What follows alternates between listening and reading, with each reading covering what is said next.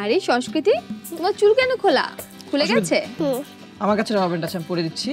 আর আমি একটু ফাঁকিবাজি করি, আমি বেশ ভালো রান্না বান্না পারি না। সংস্কৃতির জন্য নুডলস রান্না করা শিখেছি আমি। তুমি যদি আমাকে রান্না করে দাও, আমি তোমাকে দূর থেকে হেল্প করব। আশা করি সালাদ মজার সালাদ হয়ে যাবে। তাহলে আমরা দেখে নেব চিকেন সালাদ বানাতে কি কি উপকরণ লাগছে। চিকেন সালাদ বানাতে যে যে উপকরণ লাগছে: হাড় ছাড়া মুরগির মাংসের টুকরা, ডিম, আদা গুঁড়ো, রসুনের গুঁড়ো, গোলমরিচের গুঁড়ো, কর্নফ্লাওয়ার, লেবুর রস, লবণ, শসা, গাজর, লাল ক্যাপসিকাম, সবুজ ক্যাপসিকাম ও তেল। সন্দীপ ভাই, আমি তাহলে একটু প্রস্তুত হয়ে নিই, যেহেতু আমারই বানাতে হবে। দেখি তো মনে হচ্ছে অনেক কিছু আছে, খুব মজাই হবে। তাহলে আমরা যেটা করব, প্রথমে আমরা মুরগি নিচ্ছি। মুরগির বুকের মাংসটাকে, যেটা হাড় ছাড়া মাংস, সেটাকে আমরা টুকরা করে নিয়েছি। বাহ। এখানে দিয়ে নিচ্ছি আমি ফেটানো ডিম। রান্নাটা আর্ট, খুবই ডেঞ্জারাস একটা, যেটা আমি একদমই পারি না। পারা কিন্তু উচিত। কিন্তু আমার কাছে যেভাবে গান টান করে ফেলা, কম্পোজ করে ফেলা সহজ মনে হয়, এটা আমার কাছে বেশ কঠিন মনে হয়। কারণ এটার সাথে মানুষের স্বাদের একটা যোগসূত্র আছে। খাবারের লবণের ব্যাপারে একটা বুদ্ধি আছে কিন্তু। আমরা যখন খাবারের লবণটা দিব, তখন যারা নতুন নতুন রান্না করছে তারা তো বুঝবে না যে কতটুকু লবণ লাগবে। যেটা করতে পারে সেটা হলো একটু পরে লবণটা দিতে পারে। আমি রান্না পারি না, তবে আমার বাবা অনেক রান্না বান্না পারত, এবং সে যখন রান্না করতো সেদিন আমরা আসলে বাইরে খাবার দাবার খেতামই না, তার জন্য অপেক্ষা করতাম সে কখন রান্না করবে। আচ্ছা, ফার্স্ট আমরা কি করলাম? চিকেন দিলাম। হ্যাঁ ভাইয়া, চিকেন আমরা মুরগির বুকের মাংস দিলাম, এরপর দিলাম আদা গুঁড়ো, রসুনের গুঁড়ো, সাদা গোলমরিচ গুঁড়ো, তারপর দিয়ে দিলাম আমি লবণটা। আর ডিমটা নিয়েছি, এটা কর্নফ্লাওয়ার ছিল। আচ্ছা, ডিমটা তো আমি ফেটিয়ে দিয়েছি, একটা ডিম দিয়েছি। এখন যেটা করবো, আমি এটা ভেজে নেব। তেলের ভাবটা কিভাবে বুঝবো আমরা? আমরা এটাকে চাইলে ডুবো তেলে ভাজতে পারি অথবা হালকা তেলে ভাজতে পারি। আমি এখানে হালকা তেলে ভাজছি।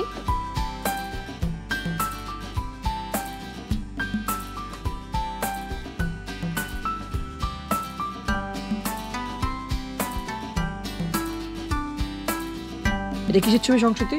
আগে খুলতে হবে। এটা ঢাকনা। সংস্কৃতি একটা নতুন ছবি এঁকেছে। এটা কিসের ছবি এঁকেছো? পৃথিবী। পৃথিবীতে কি কি আছে সংস্কৃতি? এটা বাংলাদেশ। সবুজের বুকে লাল। এটা বাংলাদেশ। বাহ, ভেরি গুড। আর কি এটা কি?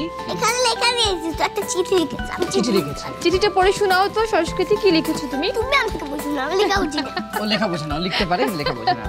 এই চিঠিতে সংস্কৃতি লিখেছে যে আমি সংস্কৃতি, আমি দুষ্টুমি করি, আমি কোথাও স্থির দাঁড়াতে পারি না, আমি ছবি আঁকতে পারি কিন্তু আমি একটা ভালো মেয়ে, আমি মিথ্যে বলি না, আমি গান গাই, আমি নাচি, আমি ছবি আঁকি এবং আমি চিঠি লিখি, আমি বিভিন্ন দেশের ছবি এঁকে তোমাকে দিলাম।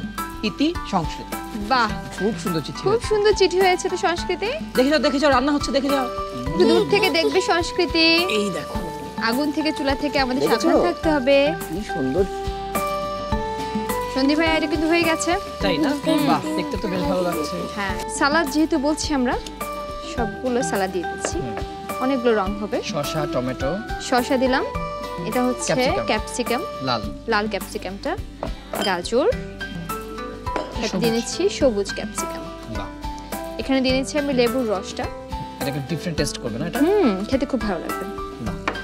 এখানে দিতে হবে এখন গোলমরিচের গুঁড়ো, ছেড়ে দেবো আমি একটু করে লবণ।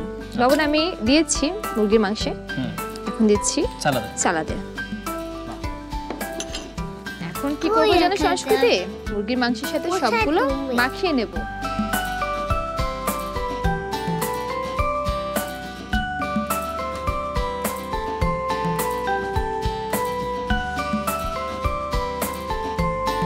দেখো দেখো, কি সুন্দর সালাদটা দেখতে, কত সুন্দর হয়েছে দেখো তো।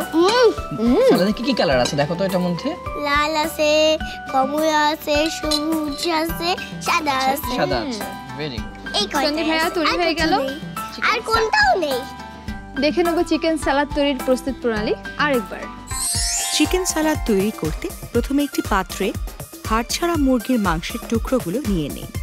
এবার এর সাথে ফেটানো ডিম, আদা গুঁড়ো, রসুন গুঁড়ো, গোলমরিচের গুঁড়ো, স্বাদমতো লবণ ও কর্নফ্লাওয়ার দিয়ে ভালোমতো মিশিয়ে নিন। চুলায় একটি পাত্রে তেল গরম করে মাংসের টুকরোগুলো ভেজে নেই।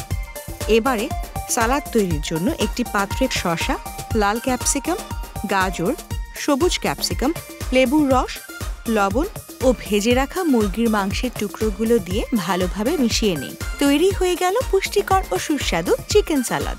বানাই মজার খাবার মা বাবা আর আমি। দুরন্ত।